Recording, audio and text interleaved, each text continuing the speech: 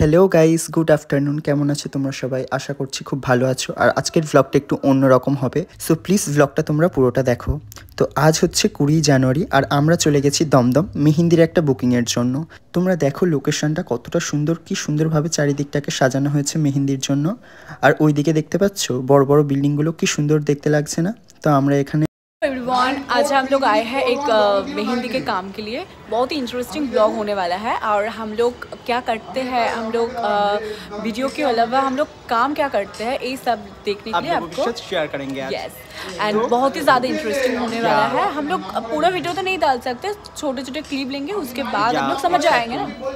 तो पूरे इसके लिए जुड़े रहिए हमारे साथ। ऑब्वियसली। टाटा। देखिए একটু হাই করো সবাই। তো তোমরা দেখতে পাচ্ছ এখানে আমাদের ব্রাইডও চলে এসেছে আর আমি আরেকবার লোকেশনটা সুন্দরভাবে দেখিয়ে দিলাম। এটা অ্যাকচুয়ালি ছাদের উপরে ডেকোরেট করা হয়েছে, দেখো তোমরা কতটা সুন্দর লাগছে। আর এখানে বিশ্বজিৎ একটু ক্যামেরাতে হাই করে দিল, হাই না ভুরু নাচিয়ে দিল।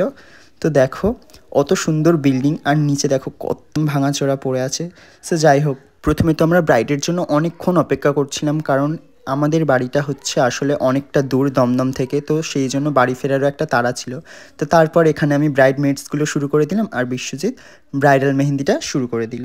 তো তোমরা দেখো এখানে আমি মেহেন্দিটা করে নিয়েছি, কেমন লাগছে কমেন্টে বলো। আর ও তো খুব হ্যাপি হয়েছিল মেহেন্দিটা দেখে, ওর স্মাইল দেখেই তোমরা বুঝতে পারছো।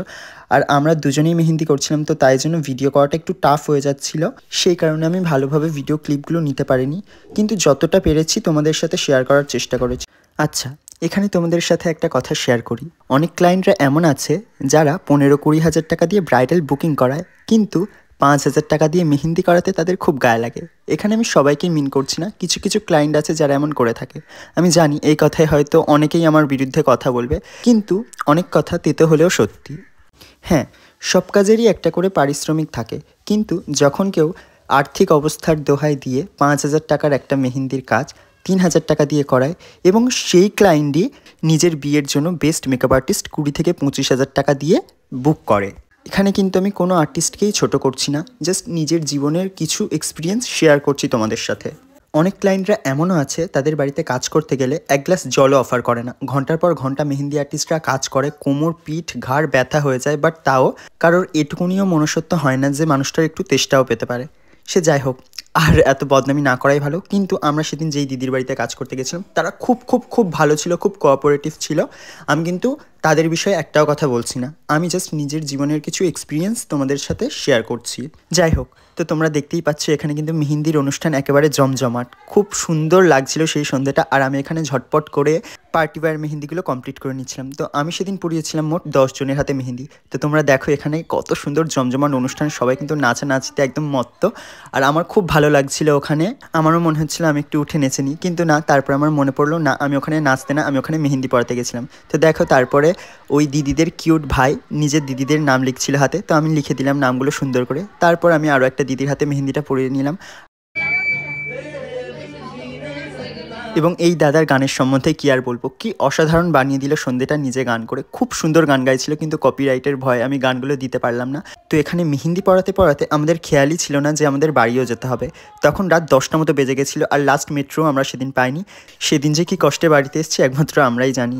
তো এই দিদি আমাদের সেদিন বুক করেছিল, আর দেরি হয়ে যাওয়ার কারণে ওদের হাতে ভালোভাবে আর মেহেন্দি পরিয়ে দেওয়ার সময় হয়নি, কিন্তু অ্যাকচুয়ালি ওরা ওরকমই ডিজাইন চেয়েছিল, ছোট ছোট।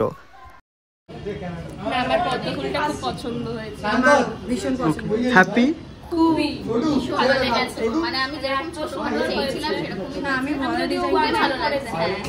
Thank you. তো দেখো ওদের একটু রিভিউ নিয়ে নিলাম, বাট ব্রাইড সেদিন খুবই ব্যস্ত ছিল, তাই জন্য ব্রাইডের আর রিভিউ নেওয়া হয়নি। তো বাইরে থেকে আমরা পুরো বাড়িটাও তোমাদের একটু দেখিয়ে দিই, কত সুন্দর ডেকোরেট করেছে দেখো জাস্ট বাড়িটা।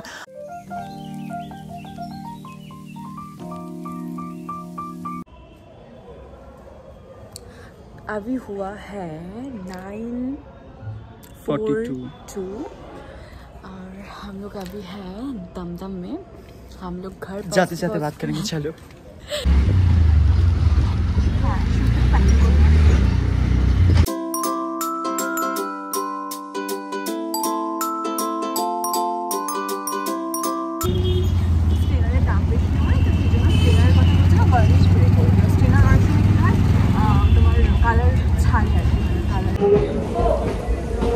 মুখের অবস্থা তো আমরা ট্রেনটা পেয়ে গেছিলাম, এখান থেকে যাবো আমরা শিয়ালদা, দেন ওখান থেকে ফের ট্রেন ধরে আমাদের যেতে হবে আমাদের ডেস্টিনেশন। আর অনেক রাত হয়ে গেছিলো আর আমাদের খুব খিদেও পেয়ে গেছিলো, তাই জন্য আমরা রাস্তায় বিরিয়ানি কিনে নিয়েছিলাম বাড়িতে গিয়ে খাওয়ার জন্য। আচ্ছা, তো ভ্লগটা কেমন লাগলো তোমরা কমেন্টের মাধ্যমে নিশ্চয়ই বলো, আর লাইক কমেন্ট শেয়ার করতে একদম ভুলো না। তো দেখো স্টেশনটা পুরো ফাঁকা, আমরা যখন নেমেছিলাম স্টেশন পুরো ফাঁকা হয়ে গেছিলো, আমরা খুব ভয়ে ভয়ে ওই রাত্রেবেলা একা বাড়িতে এসেছিলাম। সেটা